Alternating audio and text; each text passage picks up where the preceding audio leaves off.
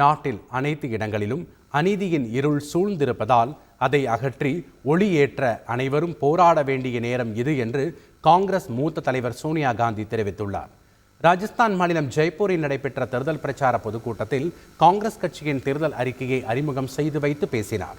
அப்போது கடந்த 10 ஆண்டுகளாக வேலையில்லா திண்டாட்டம், விலைவாசி உயர்வு, சமத்துவமின்மை, பாரபட்சம், வன்கொடுமை போன்றவற்றை பாஜக அரசு ஊக்கப்படுத்தியதாக குற்றம் சாட்டினார்.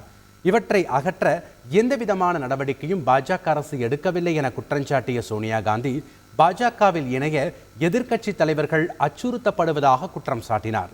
எல்லா இடங்களிலும் அநீதியின் இருள் சூழ்ந்திருப்பதாக குற்றம் சாட்டிய சோனியா காந்தி, நீதி கேட்டு நாம் அனைவரும் போராட வேண்டும் என கேட்டுக்கொண்டார். செய்திகளை உடனுக்குடன் தெரிந்து கொள்ள உடனே சப்ஸ்கிரைப் பண்ணுங்க.